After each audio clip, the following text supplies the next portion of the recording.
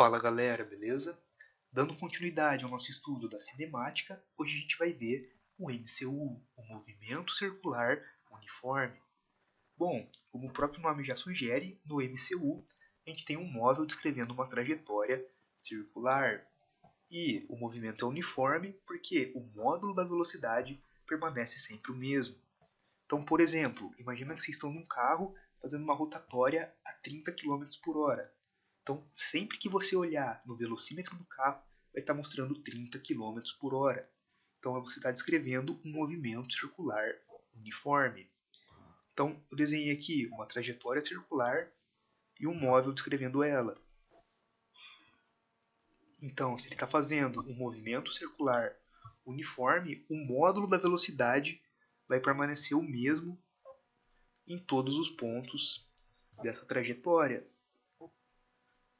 Lembrando que velocidade é grandeza vetorial e a velocidade ela é tangente à trajetória.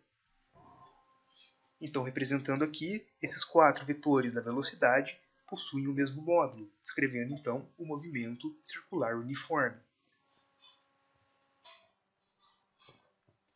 Bom, o primeiro conceito que a gente tem que ver aqui é o conceito de período. Período nada mais é do que o tempo para completar uma volta. Então, imaginem que esse carinha aqui demorou 5 segundos para completar esse percurso, ou seja, o período dele foi de 5 segundos.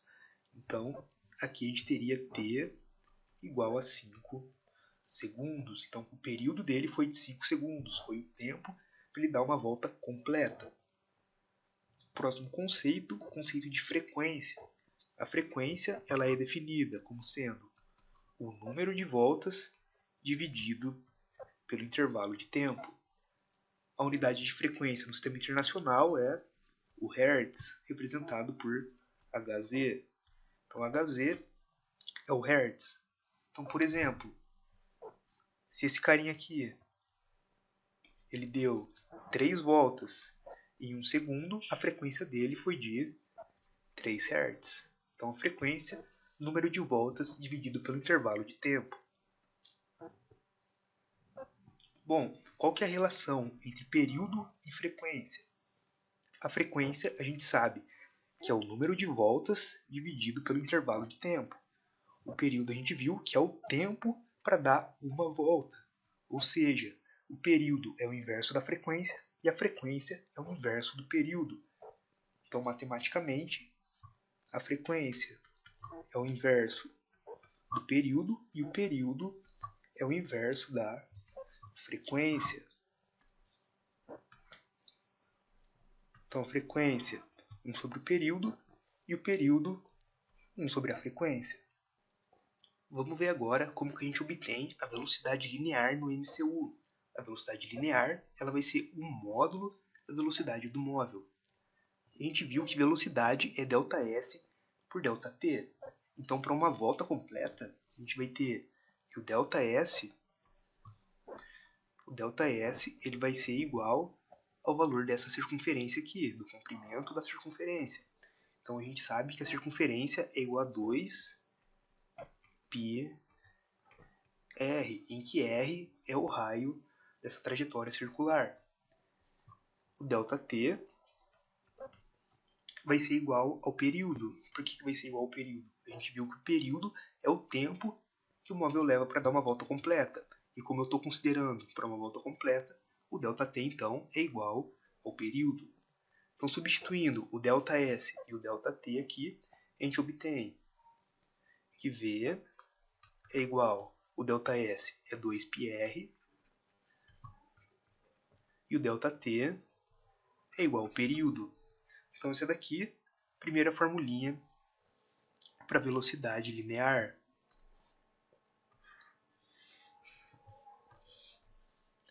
Bom, a gente viu também que a frequência ela é o inverso do período. Então, se a gente pegar aqui, ó, a gente tem 1 sobre o período aqui, ó, a gente pode substituir pela frequência. Então, a gente pode escrever essa formulinha como sendo também V é igual a 2π vezes R vezes a frequência. Então a gente tem essas duas formulinhas para velocidade linear.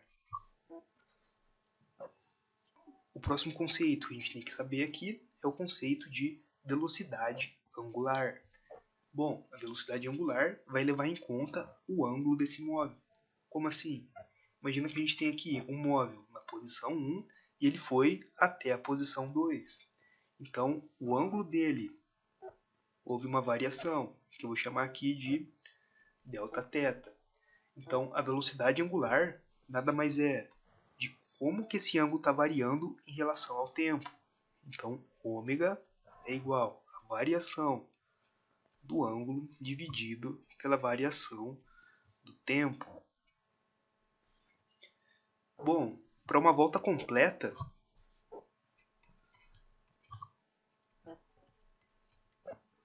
a gente tem que o Δθ ele é igual a 360 graus. Uma volta equivale a 360 graus.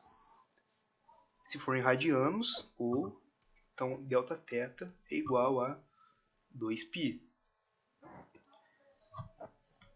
O ΔT, para uma volta completa, a gente sabe que é igual ao período. Período é o tempo para dar uma volta completa. Então, se a gente substituir o Δθ e o ΔT aqui, a gente obtém ômega é igual o Δθ 2π e o ΔT período. Então, essa daqui é a formulinha da velocidade angular. 2π sobre o período. Como a gente sabe, 1 sobre o período é igual à frequência. Então, ômega também pode ser escrito como 2πf.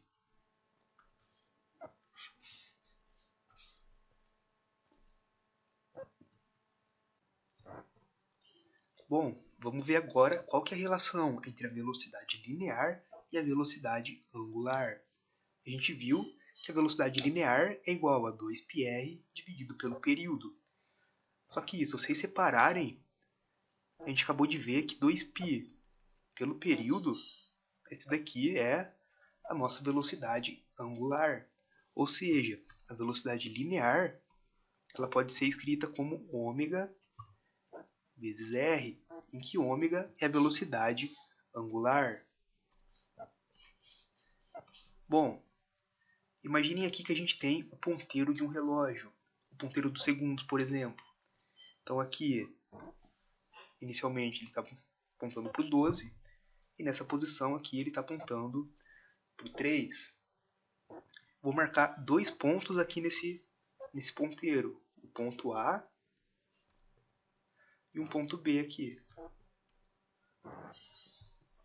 Bom, reparem que o ponto A ele vai percorrer uma distância maior que o ponto B.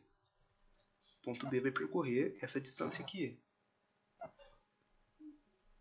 Reparem que a distância que o ponto A percorreu é maior do que a distância do ponto B.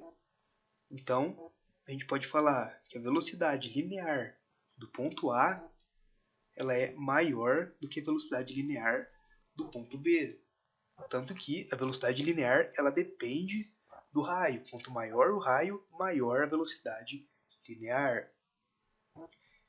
E a velocidade angular de A e de B.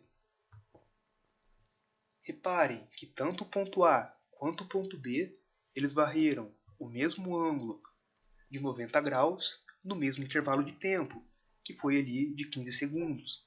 Então, a velocidade angular de A é igual à velocidade angular de B. Tanto o ponto A quanto o ponto B varreram o mesmo ângulo no mesmo intervalo de tempo.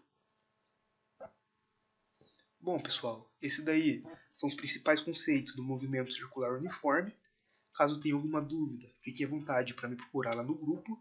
Então, abraços e até a próxima aula.